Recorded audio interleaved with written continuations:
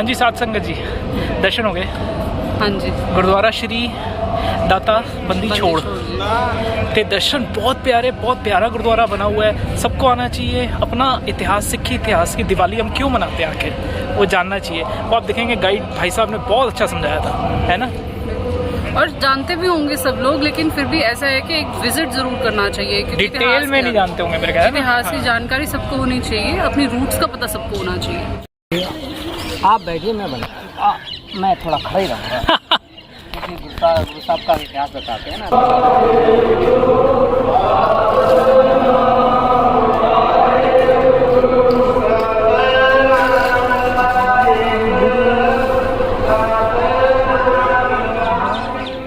तो देखिए, वैसे ग्वालियर फोर्ट की जो हिस्ट्री अभी आपको जो बताया है, हिस्ट्री तो हर जगह जहाँ जहाँ जाते हैं वो अपनी अपनी हिस्ट्री को बताते हैं, और हर जगह हिस्ट्री छुपी हुई है जिसको बताने से ही उजागर होता है। लेकिन ये ग्वालियर किला एक ऐसा है जहाँ पर इतिहास गुरु साहब का जुड़ा हुआ है। दूसरी बात है कि गुरु जी के इतिहास के बारे में संगत को जानकारी होती है, लोगों को पता रहता है, लेकिन इस किले पे आकर के जो गुरु साहब के बारे में सुनते हैं वो एक सत्संग और साथी का रूप होता है। तो थोड़ा मैं आपको 2-5 मिनट के लिए गुरु साहब के बारे में बताना चाहूँगा कि ग्वालियर के किले पर गुरु साहब को आना कैसे पड़ा, गुरु साहब ने राजाओं को कैसे छुड़ाया, वो थोड़ा जानकारी मैं आपको देना चाहूँगा।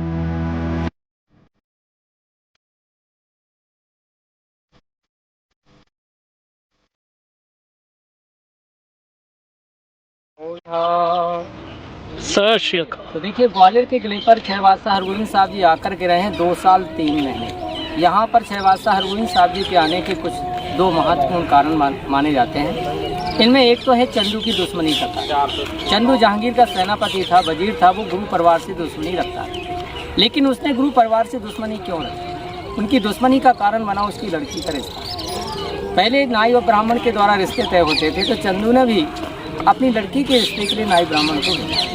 उन्होंने हरगोविंद साहब को पसंद कर लिया, तो उन्होंने कहा हम लड़का चुन के आए हैं। चंदू ने पूछा कि आपने किस परिवार के लड़के को चुना? उन्होंने बताया कि हमने 5 गुरु अर्जुन देव पुत्र हरगोविंद साहब को चुना।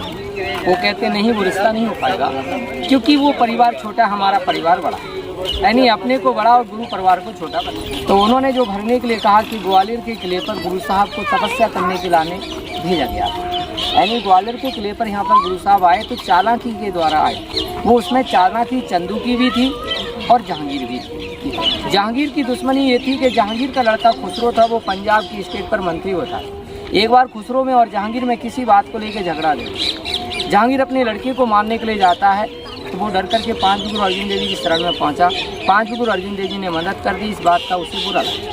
उन्होंने सोचा कि हमारे आपसी के मामले में बीच में गुरु साहब को दखल नहीं देना चाहिए। उसी दुश्मनी का बदला लेते हुए 5 गुरु अर्जुन देव जी को लाहौर में शहीद करवाया। 5 गुरु अर्जुन देव जी की शहीदी देने के बाद जब गुरु गद्दी पर छहवासा हरगोविंद साहब बैठे, ये तो महान पुरुष थे। इन्होंने असहाय लोगों की मदद करने के लिए बीड़ा चखा। मीरी पीरी नाम से एक तलवार, एक कृपाण धारण की, एक शक्ति की, एक भक्ति की शना तैयार की। इस चीज़ को देख कर के जहांगीर को ऐसा लगने लगा कि इनकी शक्तियाँ बढ़ती जा रही हैं, सारे राजा इनके साथ जुड़ते रहें, और अगर सारे राजा जुड़ जाएंगे तो हमको शासन करना मुश्किल पड़ जाएगा। लेकिन ना तो वो गुरु साहब को बंदी बना सकता था, ना जुर्म कर सकता था, क्योंकि सब राजा उनके साथ में थे। ये मौका पाला चंदू ने ग्वालियर के किले पर गुरु साहब को भेजने का प्रयास किया और जहांगीर को भरा कि आप ग्वालियर के किले पर छहवासा हरगोविंद साहब को भेजें, क्योंकि आपका 7.5 का लगा है और इनमें तपस्या करने में छहवासा बहुत महान है। तो इनको ग्वालियर के किले पर भेजेंगे तो आपकी जो बीमारी है या आपका 7.5 का है वो ठीक हो जाएगा। ये चंदू का बहाना था। चंदू चाहता था कि मैं ग्वालियर के किले पर गुरु साहब को भिजवा दूंगा तो मैं अपनी दुश्मनी का बदला ले सकता हूँ, क्योंकि यहाँ का जो दरोगा था हरदास नाम का, वो चंदू का रिश्तेदार लगता है।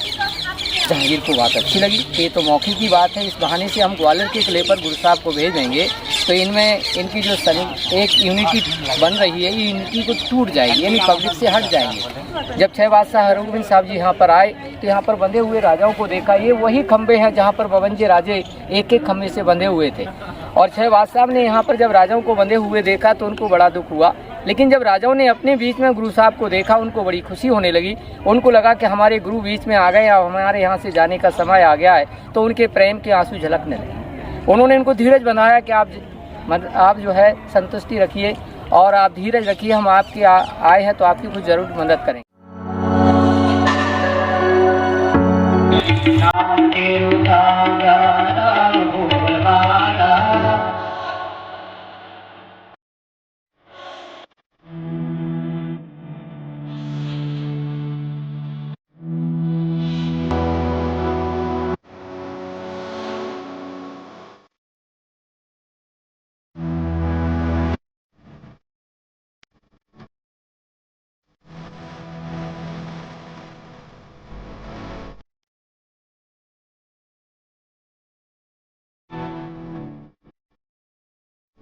तो वैसे तो गुरु साहब कभी भी राजाओं को लेके जा सकते थे, लेकिन वो अपनी शक्ति का प्रदर्शन नहीं करना चाहते थे, क्योंकि सिख धर्म में शक्ति को दिखाना ये गुरु के हुक्म के मुताबिक नहीं है। तो ऐसा रहते हुए गुरु साहब को 2 साल 3 महीने हो गए। काफ़ी समय होने के कारण अमृतसर में माता गंगा जी को बड़ा दुख हुआ। उन्होंने बाबा बुढ़ा जी को भेजा कि ग्वालियर के किले पर जाएँ और हरगोविंद साहब को वापिस लाएँ। बाबा बुढ़ा जी जब यहाँ आए तो उस समय 5 संत गुरु साहब के साथ सेवा करने के लिए आए थे। वो 5 संत नीचे से मेहनत मंजूरी के लड़के लाते थे, उसका गुरु साहब लंगर चखते। कहा जाता है, ऐसा सुना है कि 500 रुपये पर महीने गुरु को खर्च करने के लिए रखा था अपने राजकोष से। उनमें से गुरु साहब ने कभी लंगर नहीं चखा। वही 5 संतों से जब बाबा बुढ़ा जी ने कहा कि हरगोविंद साहब को ले चलो, तो उन्होंने 2 संतों ने शेर का रूप धारण किया और जहांगीर को सपने में भयभीत कर दिया।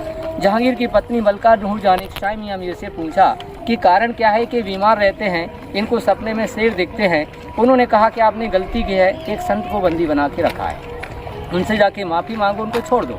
मलका नूर जहाँ के कहने पर जहांगीर आया और जहांगीर ने गुरु साहब को छोड़ने का ऐलान कर दिया। उन्होंने कहा हम अकेले नहीं जाएंगे, हमारे साथ में जो राजा हैं इनको छोड़ना। उन्होंने ये कहा कि जो राजा तुम्हारे कपड़े को पकड़ के जाएगा, जो दामन को पकड़ के जाएगा, उसको हम छोड़ देंगे। ये उन्होंने इसलिए कहा कि कोई राजा पल्ला नहीं पकड़ेगा।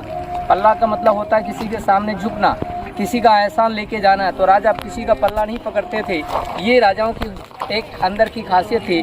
तो उनको जहांगीर को ये पता था कि राजा पल्ला नहीं पकड़ेंगे तो राजा नहीं जाएंगे, और राजा नहीं जाएंगे तो गुरु साहब भी नहीं जाएंगे, यानी सारे के सारे कैदी अंदर रहेंगे। और अगर राजा पल्ला पकड़ने के लिए भी तैयार होते हैं तो गुरु का पल्ला इतना बड़ा नहीं है कि सारे राजा 52 राजा पकड़ के निकल सकेंगे। उन्होंने आदेश कर दिया कि जो गुरु का पल्ला पकड़ के जाएगा उसको हम छोड़ दें। जब ये गुरु साहब को पता हुआ तो गुरु साहब ने राजाओं से पूछा, आप राजपूत राजे हैं, क्या आप हमारे पल्ले को पकड़ के जाना चाहोगे? राजपूत राजाओं ने विचार किया, हम किसी राजा महाराजा का पल्ला नहीं पकड़ रहे हैं, किसी आम जनता का भी पल्ला नहीं पकड़ रहे, पल्ला तो हम एक संत का पल्ला पकड़। बोले गुरुजी हम आपके पल्ले को पकड़ के जाने के लिए तैयार हैं।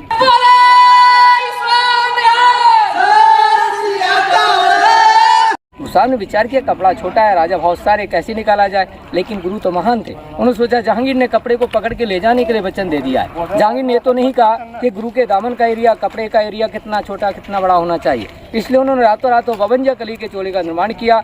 उस चोले को सुबह होते हुए पहना और एक एक राजा को एक एक फल्ला पकड़ा करके इस ग्वालियर के किले से गुरु साहब ने सारे कैदियों को कैसे छुड़ाया। उनकी यादगार में जय जयकार हुई, उनकी यादगार में फिर गुरुद्वारा बनाया गया। तो जहाँ पर गुरुद्वारे साहब हैं वहाँ पर गुरु साहब ने तपस्या की है 2 साल 3 महीने। और जहाँ गुरु साहब राजाओं के साथ राजाओं को उपदेश देते रहे, ये वही 52 थंब है जहाँ पर अभी आप देख रहे हैं। बोले सोनिहाल, सत श्री अकाल।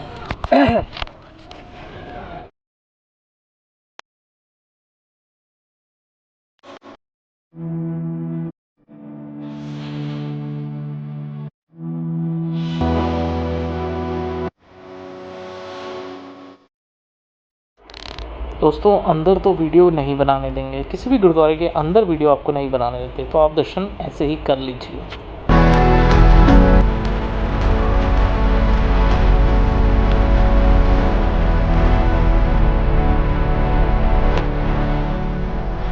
ये जी आप यहाँ से प्रसाद ले सकते हैं। हम काफ़ी लेट हो गए थे, 7:30-8 बज गए, तो प्रसाद की सेवा यहाँ बंद हो गई थी। हाँ जी साध संगत जी, दर्शन हो गए।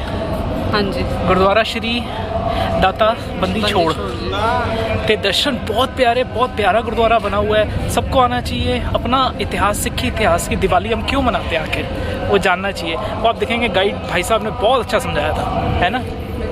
और जानते भी होंगे सब लोग, लेकिन फिर भी ऐसा है कि एक विजिट जरूर करना चाहिए, क्योंकि डिटेल में नहीं जानते होंगे मेरे ख्याल में। इतिहास की जानकारी सबको होनी चाहिए, अपनी रूट्स का पता सबको होना चाहिए। लंगर खाया, दिल खुश हो गया, बाबा जी ने मेहर की कि लंगर खाने को मिले, इतनी लेट ऐसी ये तो प्रसाद। आज हमारी किस्मत में था कि हमको लंगर मिल गया। वो मैंने अचानक पूछा, बाबा जी लंगर होगा नीचे? तो बाबा जी कहते हाँ जाओ लंगर खाओ। तो आप सबको जब भी ग्वालियर आए इस गुरुद्वारे ज़रूर आए, मत्था टेकें और अपना जीवन सफल बनाएं और लंगर ज़रूर करें। अब हम आपसे आगे मिलेंगे, आगे लेकिन कहाँ, कल मिलेंगे किसी नई जगह पे। आज थक गए, सुबह से दिल्ली से निकले थे 335 350 किलोमीटर करके। मैडम का कल पेपर भी है, बाबा जी का आशीर्वाद ले लिया, आशीर्वाद ले लिया बाबा जी का, है ना। चलो मिलते जी कल। हाँ जी बिल्कुल। ये दोस्तों जैसे हम बाहर निकलते हैं गुरुद्वारे से, मैं आपको बता दूं कि कुछ दुकानें बनी हैं जहाँ से आप गुरुद्वारा सिक्खी से रिलेटेड बहुत सारा सामान ले सकते हैं। इतिहास के बारे में किताबें ले सकते हैं, कृपानें ले सकते हैं, बहुत सारी चीज़ें ले सकते हैं।